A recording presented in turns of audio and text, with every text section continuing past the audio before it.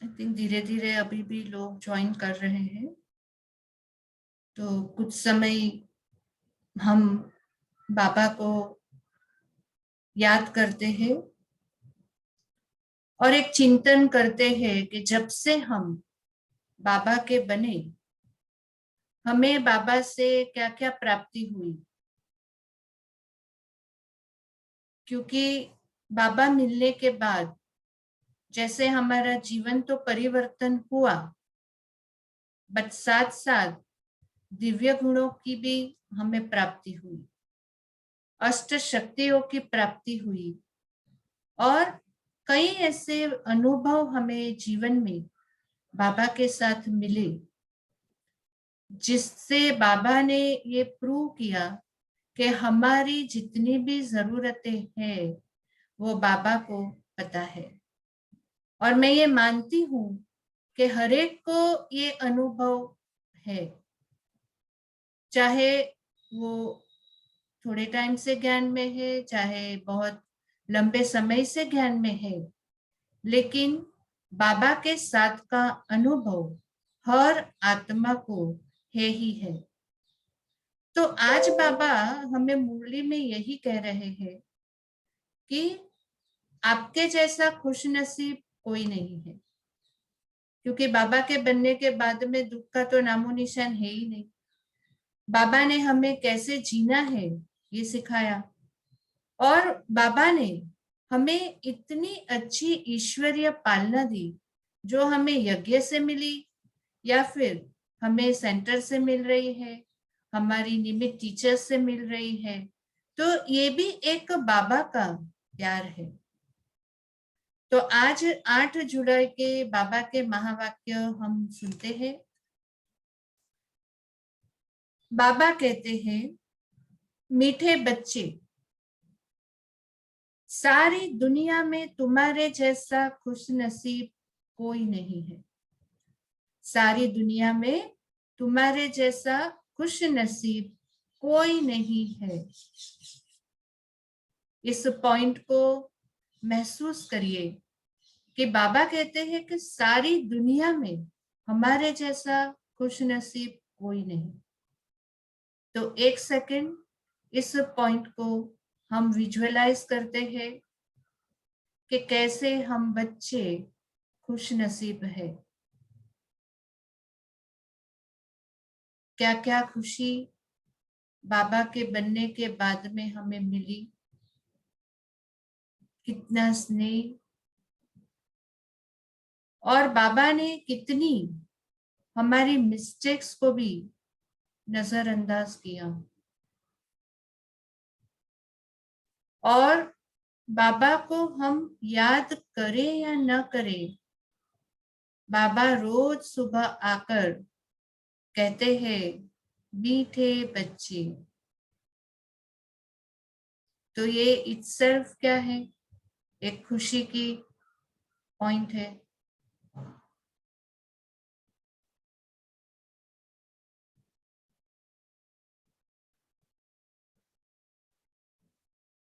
तो इस खुशी को आज सारे दिन हम अनुभव करेंगे। ठीक है। आगे बाबा कहते हैं, सारी दुनिया में तुम्हारे जैसा खुश नसीब कोई नहीं। तुम हो राज ऋषि, तुम हो राज ऋषि, तुम राजाई के लिए राजयोग सीख रहे हो।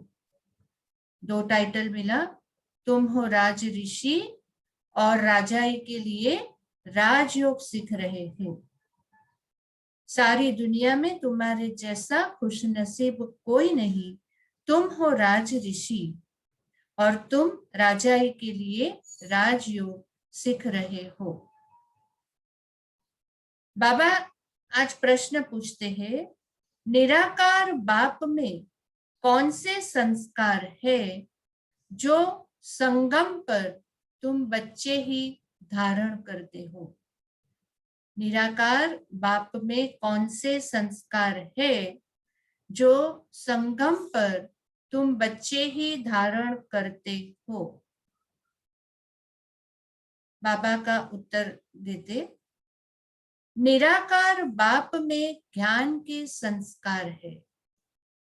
निराकार बाप में ज्ञान के संस्कार है।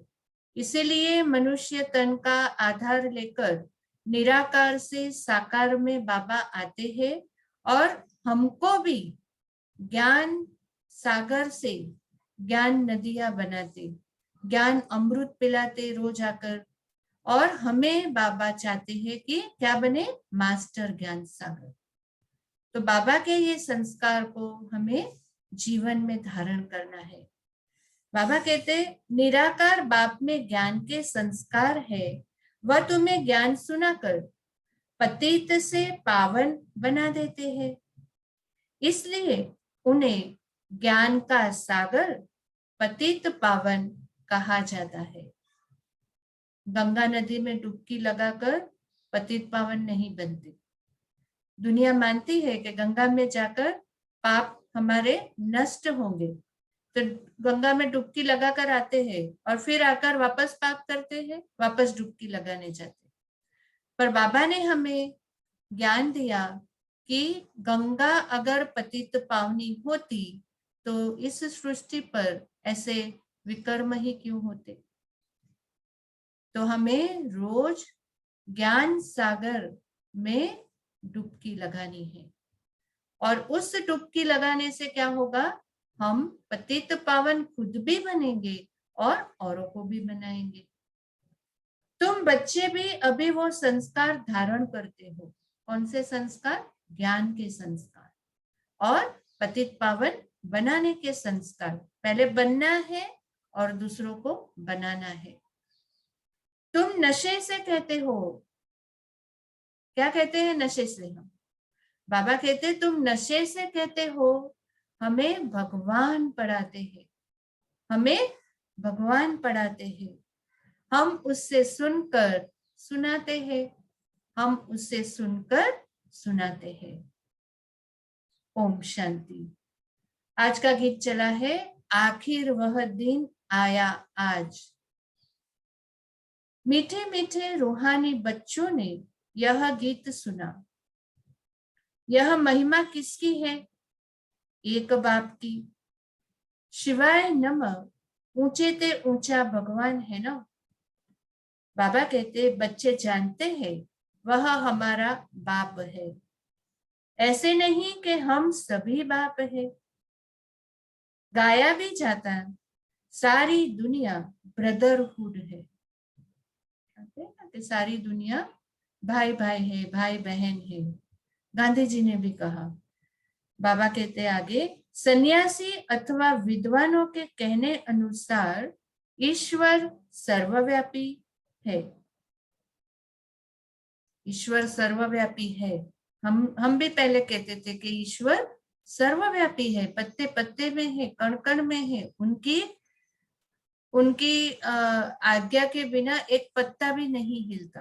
ये सब हम पहले मानते थे, लेकिन अभी हमें ज्ञान मिला। बाबा ने आकर हमारी बुद्धि के ताले खोल दिए, हमको ज्ञान चक्षु दिया, दिव्य बुद्धि दी, जिससे हमें समझ में आया कि परमात्मा निराकार, परमात्मा सर्वव्यापी नहीं है। बाबा कहते हैं ब्रदर होने से बाप तो सिद्ध होता है, जिससे वर्षा मिलना है। फादरहुड है तो फिर वर्षे की बात ही नहीं है। बच्चे जानते हैं हम सभी आत्माओं का बाप एक है। उनको कहा ही जाता है world of father, world God father. सारी दुनिया का पिता है ना, सिर्फ मुंबई वालों का या महाराष्ट्र वालों का नहीं। सारी सृष्टि के पिता परम पिता परमात्मा शिव है। बाबा कहते वर्ल्ड में कौन है? सभी ब्रदर्स है, आत्माएं है। सब गॉड फादर एक ही है। बाबा कहते उस बाप से सभी प्रार्थना करते हैं। हिंदू, मुस्लिम, सिख, ईसाई कोई भी है, लेकिन सब आखिर में क्या कहते हैं? भगवान एक है, परमात्मा एक है। कहाँ रहते हैं? ऊपर रहते हैं। तो ये सब हम जानते हैं, अभी हमें पता पड़ा। बाबा आगे कहते एक की ही बंदगी व पूजा होनी चाहिए। वह है सतो प्रधान पूजा। यह भी समझाया है ज्ञान, भक्ति और वैराग्य। ज्ञान, भक्ति और वैराग्य। बाप ज्ञान देते हैं सदगति के लिए। सदगति कहा जाता है जीवन मुक्ति धाम को। यह आत्मा को बुद्धि में धारण करना है। हमारा घर शांति धाम है, उसको मुक्ति धाम, निर्वाण धाम भी कहा जाता है। हमारा घर है शांति धाम। तो कुछ सेकंड्स के लिए अपने आप को परम धाम में बाप दादा के, शिव बाबा के सामने अपने आप को देखिए, परम ज्योति, और उस ज्योति के सामने मैं ज्योति चमकती हुई उस परम ज्योति से मिलन मना रही हूं।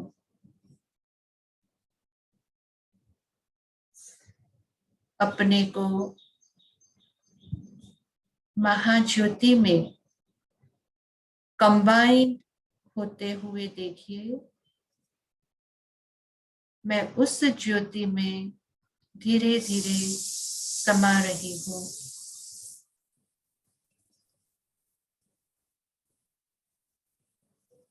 इसी एहसास से, शक्तियों से भरपूर होकर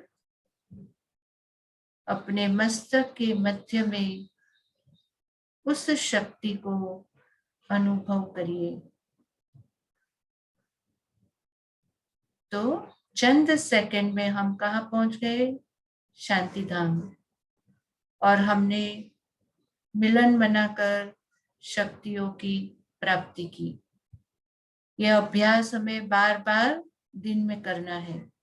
एक सेकंड में शांति धाम में, एक सेकंड में सूक्ष्म वतन, और एक सेकंड फिर से नीचे।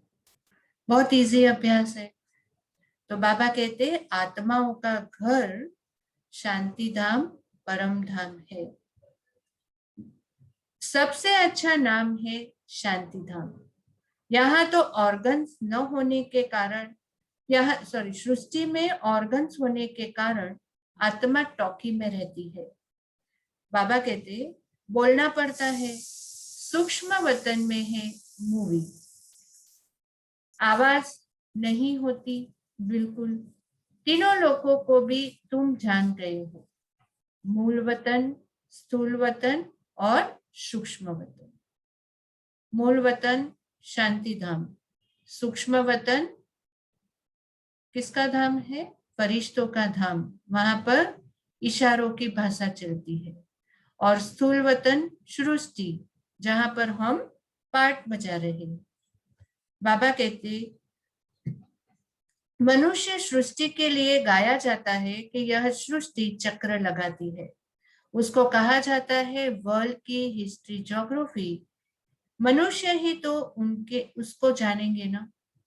वर्ल्ड की हिस्ट्री ज्योग्राफी सुनाते हैं, पर हम किसके सुनाते हैं? पूरे 84 जन्म की सारी सृष्टि की हम हिस्ट्री ज्योग्राफी जानते हैं, मानते हैं, उसका अनुभव करते हैं और हम दूसरों को सुना सकते हैं। बाबा कहते इस चक्र को जानने से ही तुम चक्रवर्ती राजा बनेंगे। गाते भी है देवताएं संपूर्ण निर्विकारी है। लक्ष्मी नारायण के चित्र भी है ना, वह संपूर्ण निर्विकारी और अपने को कहते हैं संपूर्ण विकारी। फर्क है ना। बाबा आगे कहते भारत की बात है, यह बाप ही आकर बुद्धि में बिठाते हैं और कोई नहीं जानते हैं। उन्होंने तो सतयुग को लंबा समय दे दिया है, पर हम जानते हैं कि सतयुग 1250 वर्ष का ही है। तो किसी की बुद्धि में यह बात आती ही नहीं है। अब बच्चे जानते हैं हम अभी संपूर्ण विकारी से संपूर्ण निर्विकारी बन रहे हैं। हमारा परिवर्तन धीरे धीरे हम कर रहे हैं। हमारे संस्कारों का परिवर्तन, हमारी आदतों का परिवर्तन, हमारी कमी कमजोरियों का परिवर्तन, हमारे संकल्पों का परिवर्तन। तो जब भी ये सब परिवर्तन साथ में मिलता है, तभी बाबा कहते धीरे धीरे हम वो स्टेज में आएंगे कि हम संपूर्ण निर्विकारी बन जाएंगे। बाबा कहते हैं, बाप समझाते आत्मा में खाद पड़ी हुई है, गोल्डन एज से अब आयरन एज बन गई है। क्या बन गया? गोल्डन एज से आयरन एज। अभी तुम, यह आत्मा की भेंट की जाती है, यह अच्छी रीति समझाना है। तुम बच्चे बहुत खुश नसीब हो। आज की ये बहुत अच्छी पॉइंट है। हम बच्चे बहुत खुश नसीब है, क्योंकि तुम्हारे जैसा खुश नसीब और कोई नहीं। हम भगवान को जानते हैं और भगवान हमें जानते हैं। जानते हैं ना कि नहीं जानते? रोज हम भगवान से बात करते हैं, रोज सुबह सुबह भगवान का लव लेटर भी हम पढ़ते हैं, जो मुरली पढ़ते हैं। तो नेचुरली हम भगवान को जानते हैं और भगवान भी हमें संकल्पों से जानता है, हमारे प्रश्नों का उत्तर भी देता है। तो इसीलिए बाबा कहते, अभी तुम राजयोग में बैठे हो, तुम राज ऋषि हो। राजाई के लिए कभी कोई पढ़ाई होती है क्या? लौकिक में राजाई के लिए पढ़ाई नहीं है। बैरिस्टर, डॉक्टर, इंजीनियर सब पढ़ाई है, पर राजा के लिए नहीं। तो बाबा कहते लौकिक में, बाबा कहते राजाई के लिए कभी पढ़ाई होती है?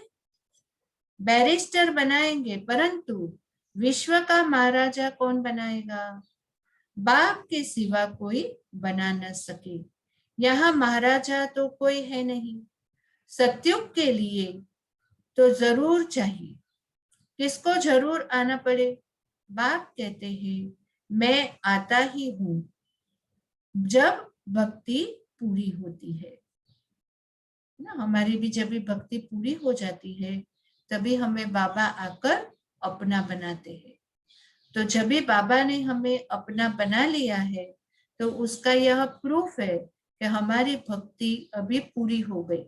और भक्ति का भाड़ा, भावना का भाड़ा देने परमात्मा ने मुझे अपना लिया। तो परमात्मा की श्रीमत पर अभी हमें चलना है। आगे बाबा कहते, हमको बाप बैठ पढ़ाते हैं, यह नशा होना चाहिए। हमें बाप बैठ पढ़ाते हैं, यह नशा होना चाहिए। हम आत्माओं को निराकार बाप परमपिता परमात्मा शिव पढ़ाते हैं। शिव को तो कोई जानते ही नहीं, कोई नहीं जानते। बाबा ने आकर अपना परिचय दिया, तभी हम बच्चे भी जानते हैं। तो बाबा कहते, हम उनको महाराजन श्री नारायण और श्री लक्ष्मी कहते हैं। भक्ति मार्ग में सत्यनारायण की कथा सुनते हैं, अमर कथा और तीसरी की भी कथा सुनते हैं। बाप तीसरा नेत्र भी देते हैं। नर से नारायण बनने की यह कथा सुनाई जाती है। वही बातें जो पास्ट हो जाती है, फिर भक्ति मार्ग में काम आती है। जो बातें पास्ट हो गई, वो फिर से भक्ति मार्ग में काम आएगी, क्योंकि ड्रामा रिपीट होता है। बाबा कहते, अभी तुम बच्चे समझते हो, बाबा हमको स्वर्ग का मालिक बनाते हैं। हम हकदार है, हम हकदार है। बाबा से हक का वो वर्षा हम लेने वाले हैं ना, कि जो मिले वो लेंगे। पूरा लेना है, क्योंकि बाबा किसका है? मेरा है। तो जब भी बाबा के ऊपर हम हमारा मेरेपन का हक रखेंगे, तो नेचुरली उनसे हमें पूरा वर्षा मिल ही जाएगा। तो बाबा कहते, हम भगवान की संतान है, तो हम स्वर्ग में क्यों नहीं है, कलयुग में क्यों पड़े हैं। यहाँ पर एक समझने की पॉइंट है, स्वर्ग में हम जाएंगे तभी जाएंगे। स्वर्ग में क्या होगा, कैसे होगा, वो अभी हमें नहीं पता है। पर जब भी हमें भगवान मिला, हमको ज्ञान मिला, दिव्य चक्षु मिले, तो यहाँ की चीजों को ही हम ऐसे अनुभव करें कि जैसे हम सतयुग में ही बैठे हैं। क्या कमी है हमें, कोई कमी नहीं। इसीलिए आज बाबा बार बार क्या कह रहे हैं कि हम खुश नसीब है, राज ऋषि है, राजयोगी है ना। तो बाबा कहते हैं कलयुग में हम क्यों पढ़े, पर हम तो कलयुग में नहीं है ना, हम तो संगम युग पर है, सतयुग में जाने की पढ़ाई पढ़ रहे हैं। तो बाबा कहते हैं परमपिता परमात्मा तो नई दुनिया रचते हैं, पुरानी दुनिया थोड़े ही भगवान रचते, पहले नई दुनिया बनाते हैं, उसके बाद फिर पुरानी को तोड़ेंगे। तुम जानते हो हम सतयुग के लिए राज्य ले रहे। पर यहाँ पर और एक पॉइंट समझने की है कि जो बाबा ने कहा कि पुरानी दुनिया को तोड़ेंगे और नई दुनिया की स्थापना होगी, वो सृष्टि परिवर्तन का कार्य है। पर हमें हमारी स्थापना और विनाश खुद को करना है।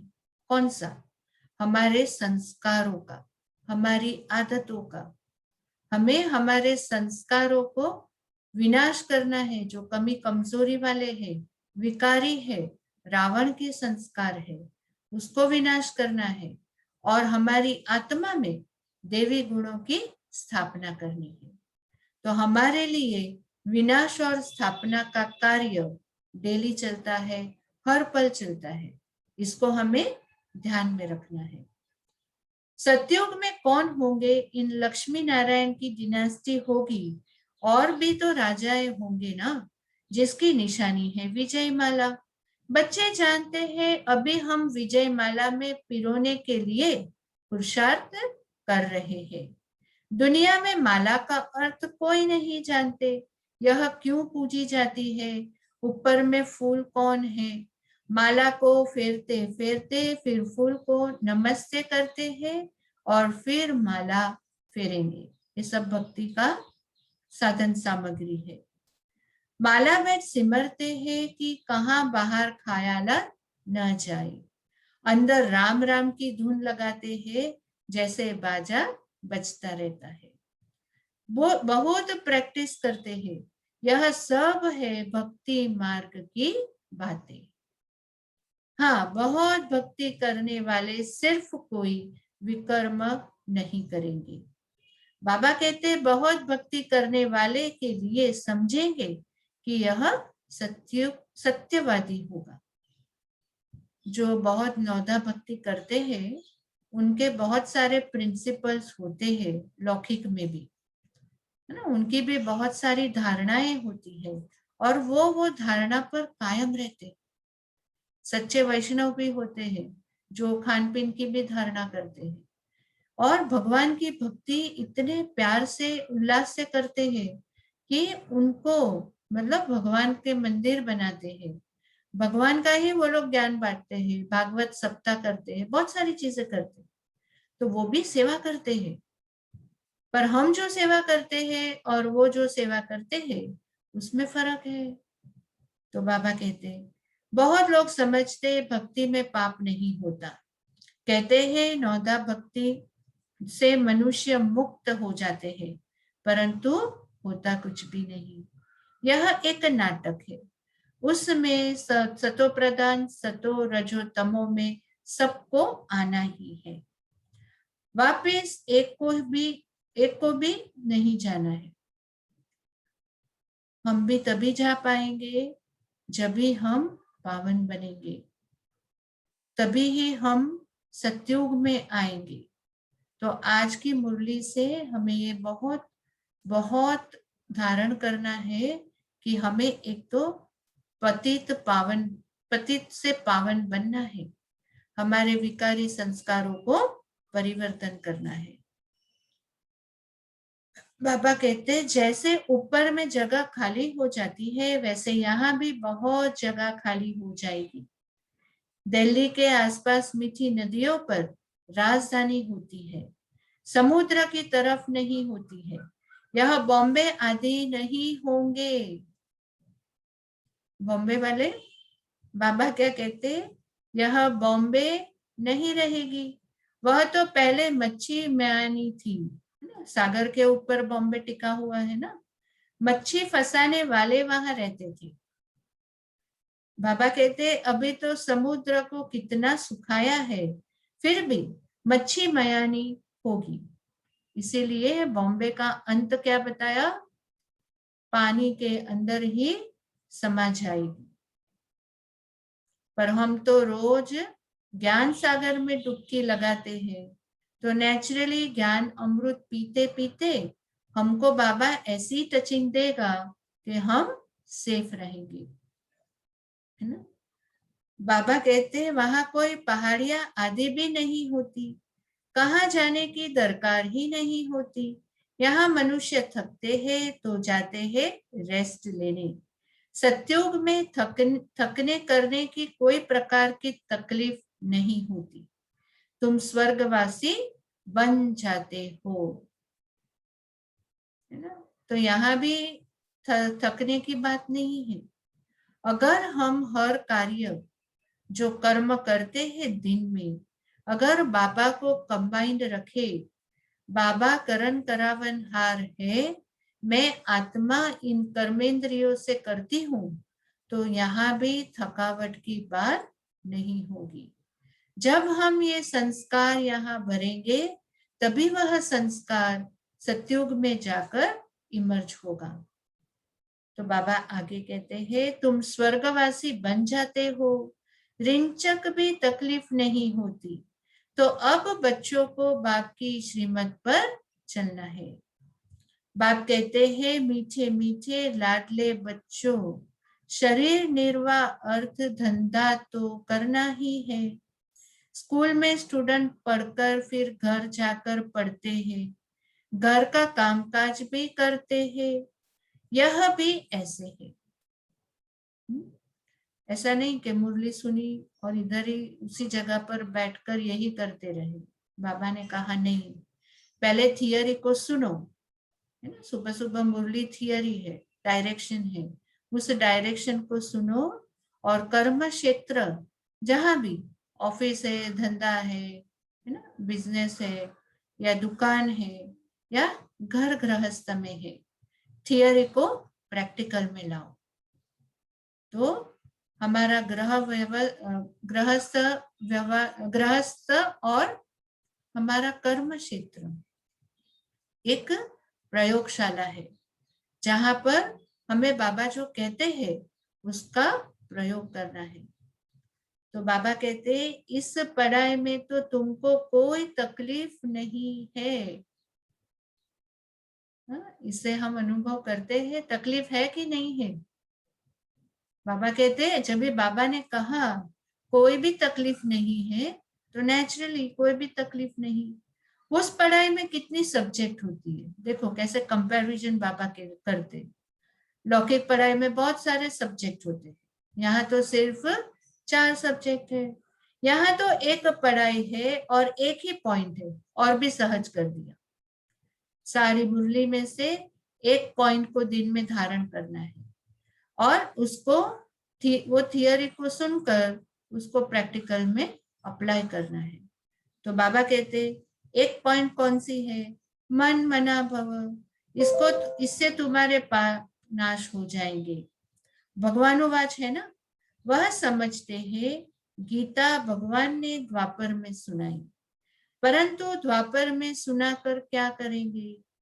कृष्ण के चित्र में लिखत बहुत अच्छी है, यह लड़ाई है तो ये लड़ाई तो एक निमित्त है, सब मरेंगे तब तो वापिस मुक्ति जीवन में जाएंगे, है ना। कल की मुरली अगर आप सबने ध्यान से पढ़ी होगी और बुद्धि में बिठाई होगी, तो कल एक बहुत अच्छी पॉइंट बाबा ने बताई थी कि बाबा तुम्हें मौत देने आए हैं।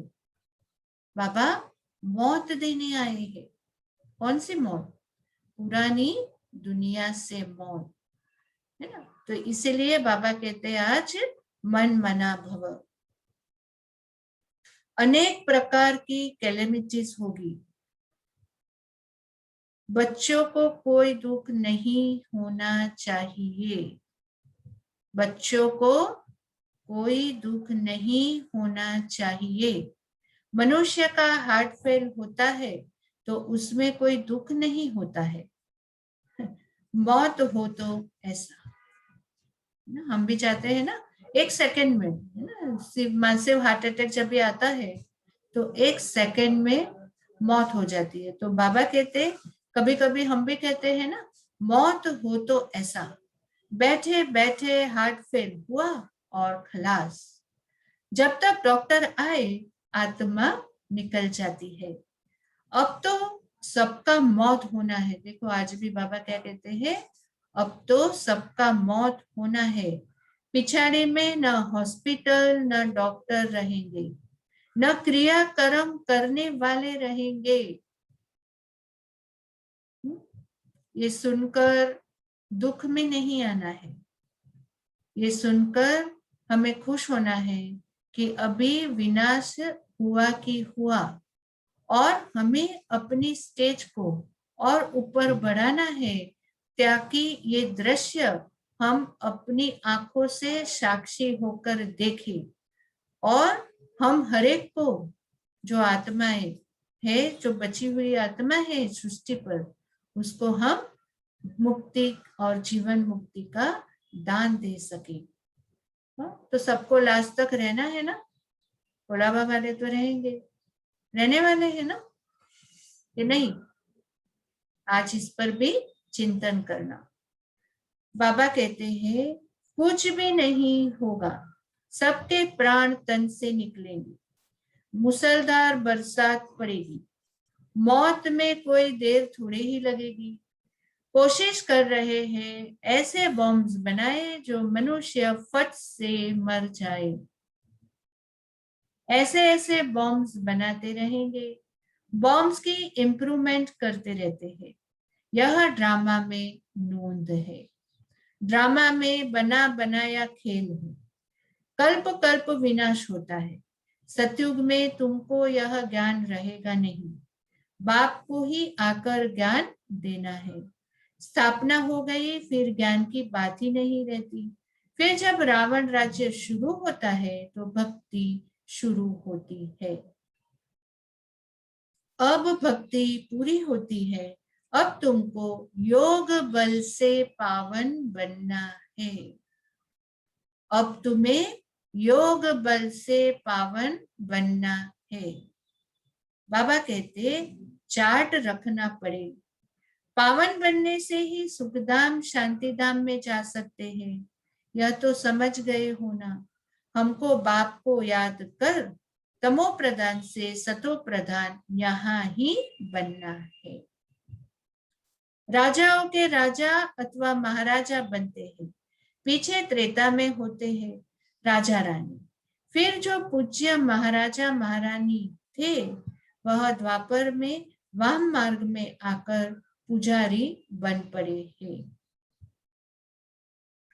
बाप कहते हैं मैं पुजारी नहीं बनता हूँ, देवताएं पूज्य होते हैं, मैं नहीं बनता, न ही मैं पुजारी बनता हूँ, क्योंकि परमात्मा निराकार है, अजन्मा है, जन्म मरण में नहीं आते। भारतवासी देवी देवताओं के मंदिर बनाकर उनका पूजन करते हैं। लक्ष्मी नारायण जो पहले पूज्य थे, फिर भक्ति मार्ग में वही शिव बाबा के पुजारी बनते हैं। जब शिव बाबा ने महाराजा महारानी बनाया, उनके फिर मंदिर बनाकर पूजा करते हैं। विकारी भी कोई फट से नहीं बनते, आहिस्ते आहिस्ते बनते हैं।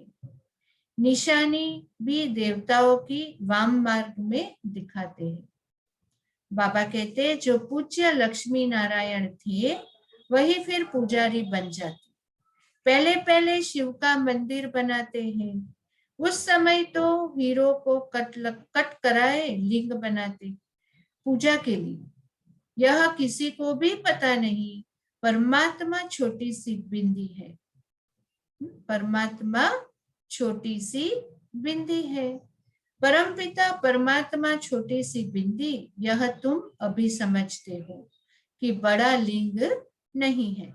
मंदिर तो बहुत बनाएंगे, राजा को देख प्रजा भी ऐसे करेगी। पहले पहले शिव बाबा की पूजा होती है, उसको कहा जाता है अव्यभिचारी सतो प्रधान पूजा। फिर सतो रजो तमो में आते हैं। तुम रजो तमो में आए तो नाम ही हिंदू रख दिया। असूल थे देवी देवता। बाप कहते हैं तुम असूल देवी देवता धर्म के हो, परंतु तुम बहुत पतित बन गए हो, इसलिए अपने को देवता कहला नहीं सकते हो, क्योंकि अपवित्र हो। अभी हम अपवित्र से फिर से पवित्र बन रहे हैं नई दुनिया में जाने के लिए। अभी तुम समझते हो हम सो पूज्य थे, अभी संगम पर पूज्य न पूज्य है न पुजारी है, तो तुम क्या करते हो? श्रीमत पर पूज्य बन रहे हो, औरों को भी बना रहे हो। तुम हो ब्राह्मण, तुम्हारी आत्मा पवित्र होती जाती है। पूरा पवित्र होंगे तो यह पुराना चोला छोड़ना पड़ेगा। बाप कहते बहुत सहज है, बुद्धि माताओं को धारणा नहीं होती है। बाप कहते हैं यह तो समझते हैं ना कि मैं अहम आत्मा है, आत्मा में ही अच्छे बुरे संस्कार होते हैं। आत्मा ने जो कर्म किया वह दूसरे जन्म में भोगना होता है। बाप भी आत्माओं से बात करते हैं। बाप कहते हैं बच्चे आत्मा अभिमानी बनो, आत्मा अभिमानी बनो। पूरे दिन हमको हमारी आत्मा को विजुअलाइज करना है कि इस शरीर को चलाने वाली मैं चैतन्य शक्ति आत्मा हूं, मस्तक के मध्य में विराजमान, सारे कर्मेंद्रियों की मालिक। और मेरे अंग संग जो भी इस ड्रामा में पार्ट प्ले कर रहे हैं वो भी एक आत्मा है। हर एक के अपने अपने संस्कार है, हर एक का रोल अलग अलग है। और मैं इस सृष्टि ड्रामा में हीरो एक्टर हूं, और मेरे साथ में जो भी एक्टर्स हैं उन्हें मैं एज इट इज उनके संस्कारों के साथ मैं अपने जीवन में एक्सेप्ट करती हूँ।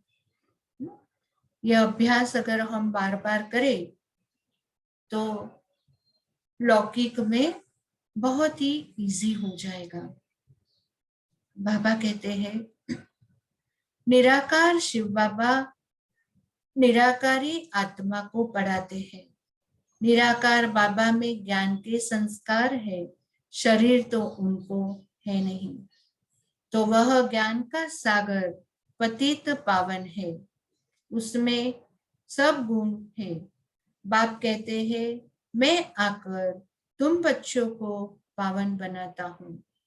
युक्ति कितनी सहज है, अक्षर ही एक है, मन मना भव, मामेकम याद करो। याद से ही तुम्हारे विकर्म विनाश होंगे, याद से ही बाबा कहते विकर्म विनाश होंगे।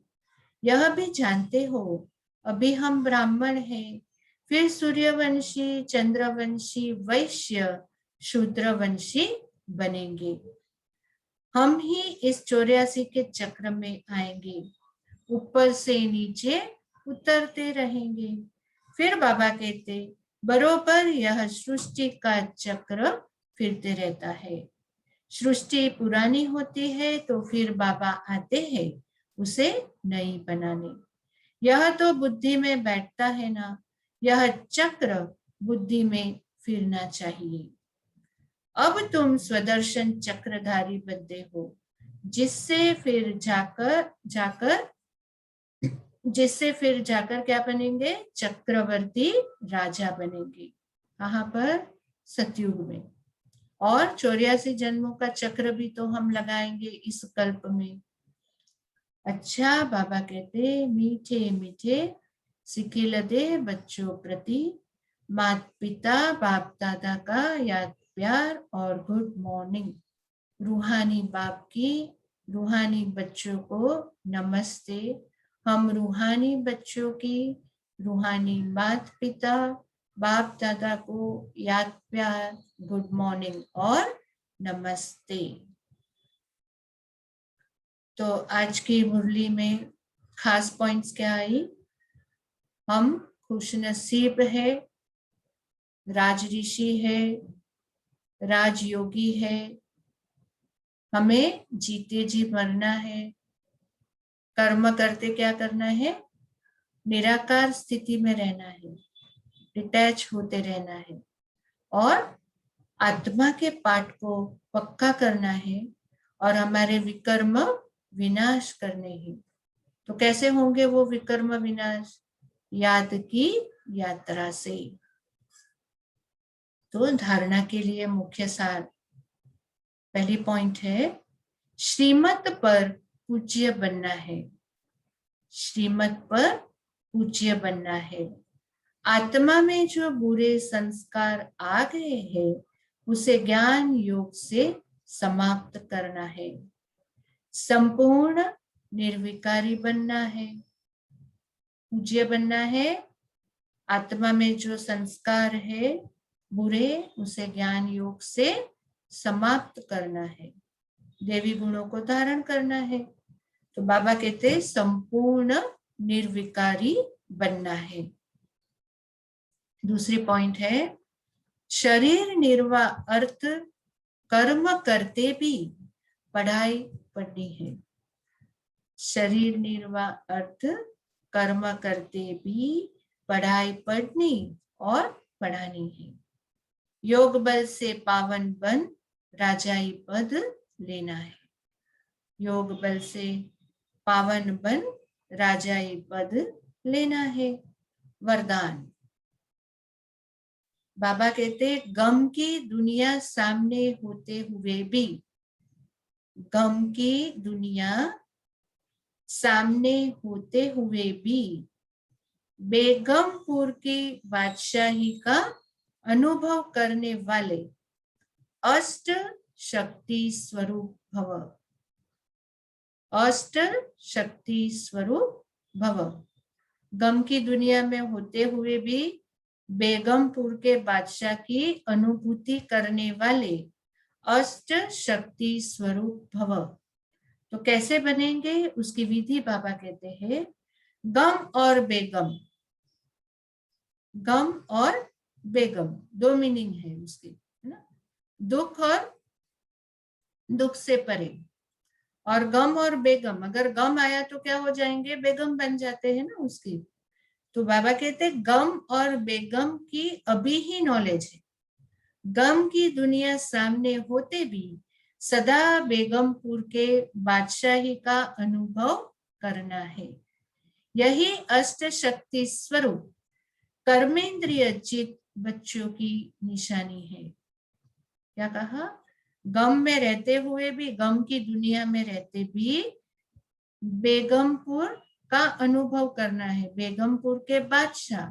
क्योंकि आज बाबा ने क्या कहा? हम खुश नसीब है, राज ऋषि है, राजयोगी है ना, ईश्वर की पालना में है। तो बाबा इसीलिए कहते बाप द्वारा सर्व शक्तियों की प्राप्ति होती है, लेकिन अगर कोई न कोई संग दोष व कोई कर्मेंद्रिय के वशीभूत हो अपनी शक्ति खो लेते हो, तो बेगमपुर का नशा व खुशी प्राप्त है वो स्वतः ही खो जाती है। तो चाबी किसके पास है खुश रहने की? हमारे पास। और हम ही उस चाबी द्वारा इस गम की दुनिया में बेगमपुर के बादशाह बनकर रह सकते हैं। तो बाबा कहते बेगमपुर के बादशाह भी कंगाल बन जाते हैं, क्योंकि हम गम को भगा देते। अष्ट शक्तियों की अनुभूति से अष्ट शक्तियों को प्रयोग में लाकर हमारी हर समस्या का समाधान हो जाता है। स्लोगन है, दृढ़ता की शक्ति सदा साथ हो तो सफलता गले का हार है। दृढ़ता की शक्ति सदा साथ हो तो सफलता गले का हार है। Nothing is impossible. बाबा कहते हैं ना कि कोई भी चीज ऐसी असंभव नहीं है। असंभव को संभव बनाना हम बच्चों का ही काम है। तो आज के ये बहुत ही सुंदर बाबा के महावाक्य हमने सुने। बीच बीच में हमने कोई पॉइंट्स को अनुभव भी किया। तो आज हम ये थियरी हमने सुनी, आज पूरी थियरी हमने सुनी। और आज हमारे कर्म क्षेत्र में, गृहस्थ में, जहां भी हम हैं, दुकान में, हम इस थियरी को आज प्रैक्टिकल में लाएंगे। तभी ही हम कह सकते हैं राजयोगी। क्योंकि एक राजयोगी प्रयोगशाला में बैठकर प्रयोग करता है। जैसे साइंटिस्ट क्या करते हैं, प्रयोग करते हैं ना, और इन्वेंशन निकालते हैं। तो ऐसे हम भी प्रयोगशाला में ही है। हमें क्या प्रयोगशाला में ढूंढना है? हमारे पुराने संस्कार, हमारी कमी कमजोरी जो हमें खुश नहीं रहने देती, खुशी में बाधा लेकर आती है और हमें बार बार गम की दुनिया में धकेल देती है। तो आज हम आत्मा अभिमानी रहने की प्रैक्टिस करेंगे, ड्रामा की प्रैक्टिस करेंगे, बार बार शांति धाम में जाकर बाबा से कंबाइंड होकर, शिव बाबा से कंबाइंड होकर क्या करेंगे? शक्तियों को अपने अंदर भरेंगे। तभी ही सारे दिन अष्ट शक्ति हमारे साथ रहेगी और बेगमपुर के बादशाह बन जाएंगे। ओम शांति, ओम शांति, ओम शांति। खास आप सब आज सोच रहे होंगे कि गायत्री बहन जी नहीं है। गायत्री बहन जी थोड़े दिन से उनकी तबीयत ठीक नहीं है। खास करके उनको जॉज में प्रॉब्लम है यहाँ पर। तो इसीलिए डॉक्टर ने उनको थोड़ा रेस्ट करने बोला है, ज्यादा बातें करने को मना किया है। तो इसीलिए हम सब मीठी गायत्री बहन के लिए भी क्या करेंगे? योग करेंगे। उनको हम शक्तियों का दान देते रहेंगे और बाबा को हम कहेंगे कि जल्दी से जल्दी वो ठीक हो जाए और हमारे सामने फिर से उनकी प्यारी प्यारी मुरली को सुनाए। तो दीदी ने भी आपको बहुत याद प्यार दी है। अभी कुछ 2-4 दिन के लिए उनको कुछ काम आया है, इसलिए वो बाहर गए हैं। बट जैसे ही आएंगे हम सबको फिर से उनकी मीठी मुस्कान से मिलेंगे। लेकिन उन्होंने कल ही मुझे बताया था कि सबको मेरा याद प्यार देना। तो आप सब गायत्री बहन की तरफ से याद प्यार स्वीकार करना और उनके लिए योग करना कि वो जल्दी से जल्दी ठीक हो जाए और उनकी मीठी वाणी हमें फिर से सुनने मिले। ओम शांति, ओम शांति, ओम शांति।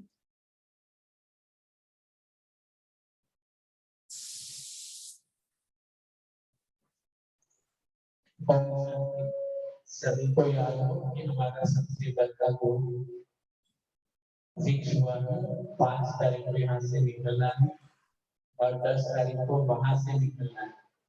तो जो भी इस ग्रुप में आना चाहते हैं कृपया आप सभी अपना अपना नाम लिखें और अरावली की टिकट खुद भी है तो आप अरावली की टिकट करा लीजिए। अगर अरावली की नहीं मिलती है तो कोई भी टिकट उसी हिसाब से आप करा सकते हैं।